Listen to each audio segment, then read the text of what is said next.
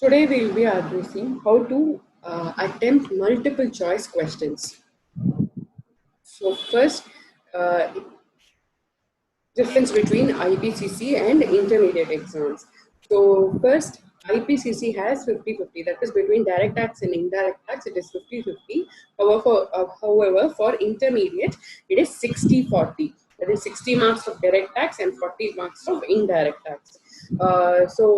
In that, it is going to be 70-30 proportion. That is 70 of descriptive questions and 30 marks of MCQs. So now, 30 questions are not going to be there for your MCQs. Based on the intensity of the sum or based on the workings involved in a particular problem, the number might decrease. That is, for one question, you might be allotted more than 1 mark. So now, what and all should be checked before answering a question? Check for double negatives in the question. There are two examples for this kind of questions. That is, in the question they have asked, which statement is not true. So if you study the option A, no exemption under 80 TTA would be allowed to resident senior citizen.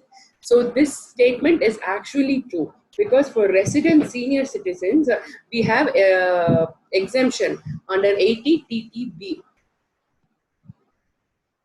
So now, for questions of this nature, please read all the 4 options before coming to a conclusion. So if you see here, it is option B, share of profit will not be exempt in the hands of partner if the firm claims exemptions of income under section 10AA. So on the outside, if you see, there are 2 negatives, that is, which is not true and will not be exempt in the hands of partners. So we'll have to check both the negatives in the question. One. Second, check for otherwise questions. That is, they are not asking what are all the conditions to be fulfilled. So make a note that they are asking which is not a condition to be fulfilled for claiming such remuneration as an exempt income. So whenever you address such questions, read all the options and then go for the right one. If you're going to go for the first one, or you do not read the question properly, you might end up saying that option A is the answer, because that is the only option you have read in the question. So this type of question necessitates reading of all the options. Second, when not to read the options. So whenever there is a problem solving question, do not go for reading of the options, because it is not going to make any sense to you. So as soon as you see a house property question, or on the second scenario, tax liability has been asked, go and answer it, or rather work on it than trying to answer. Choose the reading the options. Do not waste time in reading the options. Anyways, you're not going to understand any option. It's just pure numbers. So go solve it, and then if it's there in the options, it is going to boost your confidence, and then you'll start answering next questions with better interest and confidence. Next type of questions will be from the act directly. You will not need any skills to answer it, but then a pure understanding of the act and its nuances is going to help you crack the questions. For example, the first one, what the question conveys is that whether for a firm paying salary and interest to its partners, that is TDS applicable on the salary and interest paid to its partners? It is not, so D will be the option here. The next question is, in respect of loss from house property, which of the following statements are correct? So here it's a direct question. Which of the following statements are correct? So you just have to read it, remember the act, and knock the question. Few questions in your question paper can be direct questions. Giving all the unwanted information might seem to be a twisted question. Here are the example which is actually direct. So if you see here, taking all the necessary information from the line 1, it is actually that they are asking for 80D limit for a individual who is less than 60 years, who is a non-senior citizen. So it's 25,000. We know the limit as per 80D. It's for non-senior citizens, it's 25,000. We don't need any other information in the question. So this might be further, there might be further informations to this questions, which is totally unnecessary for the final output. So try to remove those while reading the questions. Here I've taken a much smaller question, but how to interpret a question, like how to go further about this is that if you see here, all we need the information is a non-senior citizen, 80D payment is what we need. So it is 25,000. We don't need any other information from this paper. So please do not go further reading the question and make yourself like make the question tough as such the way it is not. The next is unexhausted basic exemption limit, if any, of a non-resident. So it cannot be set off. D is the answer here. So here the only point is unexhausted basic limit of a non-resident. So this is a perfectly direct question where there is no much of information. If you know the act, if you know the rules, whatever is provided, you're going to knock this question. So check what's being tested in the question. For example, there might be two things being tested in a one single question, like two provisions being tested in a one question, or that on the outset of the question, it might seem that you're being tested a different provision. For example, the first question where it says Sujata, age 16 years, received a scholarship of rupees 50,000 during the previous year, 1920. Which of the following statements are true regarding the taxability of this such income? So once you see it is a minor income, most of you go with option B, knowing the clubbing provisions, that whose income before clubbing is higher. In respect of clubbing, the option is right. However, you have to see the nature of income being earned by the person, which is scholarship of 50,000. So for this, you should know the taxability of the nature of income. So it's actually exempt under section 10. So such income is completely exempt from the tax. It's a question. So there is no question of clubbing of incomes in this question. For the second question, you will have to look for the use of words. So the question reads as follows. Mr. Harish, aged 40 years, earned income of 15,000 during previous year 1920 from post office savings bank account.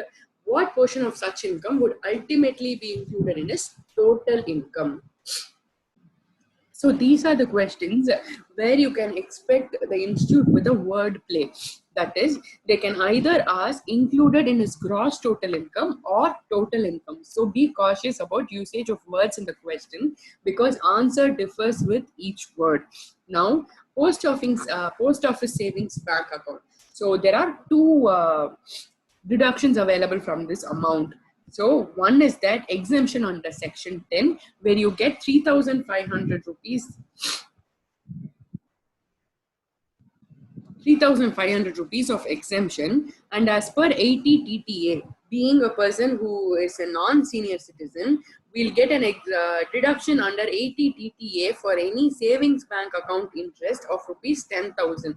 So if the question had been gross total income, he'll get the amount should be 15,000 minus 3,500 exemption under section 10 available under this income. However, what is being tested here is total income. So we'll have to consider both chapter 6A deduction 80 TTA and also section 10 exemption.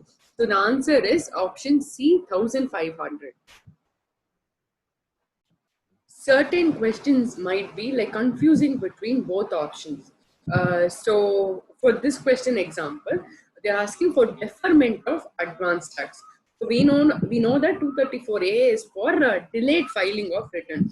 So we are going to eliminate now option A and B because both has 234A in it. Now between 234B and C, both are for advance tax, that is interest against advance tax issues only. So what is 234B actually for? 90% non-payment before of 90% before 31st of March. So that does not count as deferment of advance tax. Rather, it is only non-payment or short payment of advance tax. Whereas 234C is where you will have to pay interest where there is no proper installment being paid, which is deferment of advance tax. So for this question, 234C is the answer. So having known the types of problem we might be facing, here is the one. So which method we might use for this kind of issue is that. So first, what are they asking? Mr. Ajay is found to be owner of two gold chains of 50 grams each, market value during the film, but he could offer status. So this is an unexplained investment which is not totally disclosed in the books of accounts. So the difference will be subject to tax.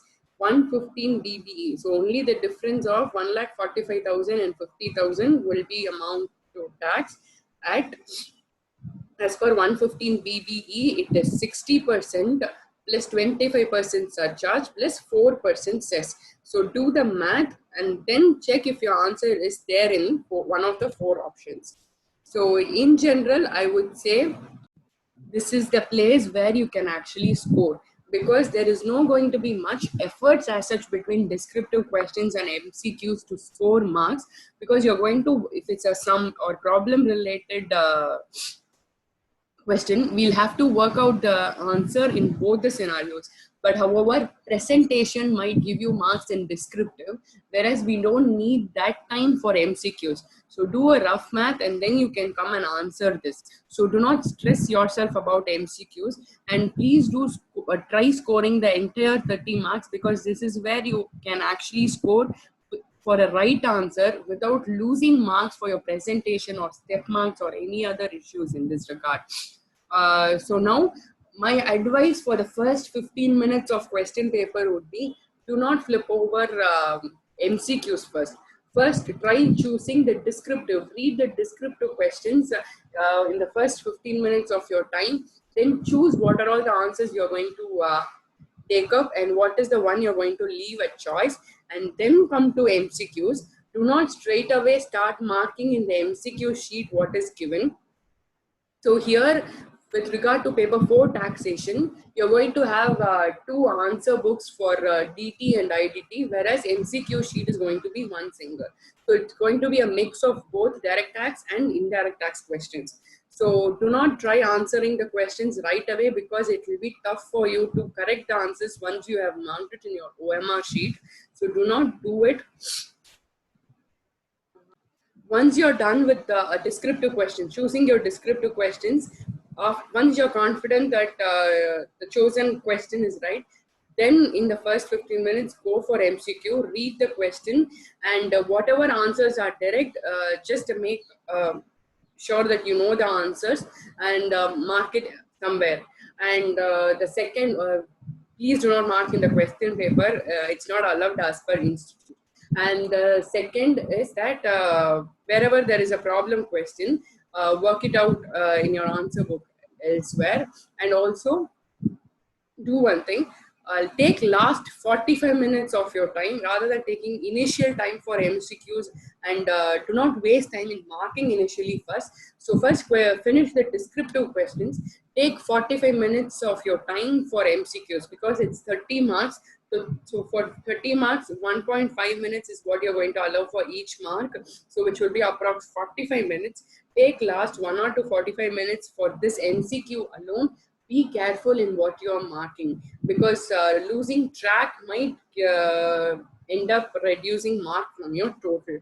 So all the best for your exams, and do try as many as mock test papers, RTPs. Mock test papers are now coming. They have has already started. They've already started releasing paper-wise, subject-wise papers already. So try mock test papers, RTPs, last 4 or 5 RTPs, and also MCQs are separately available in the institute website, BOS Knowledge Portal, for us to download. There are some 50 to 60 questions available in that. So try doing everything, because you will know what are all the types of questions we might end up getting, so that we'll have a grip in the type of question. Please do read the question properly. Like, we will read the question properly, but do read what is being tested in the question paper properly. If you read the options, it might be different, as we saw in the question where there was a club-in provision, but what was being also tested was that whether the income is actually taxable. So even section 10 was tested along with the clubbing provisions. So please read the question properly. Thank you for listening.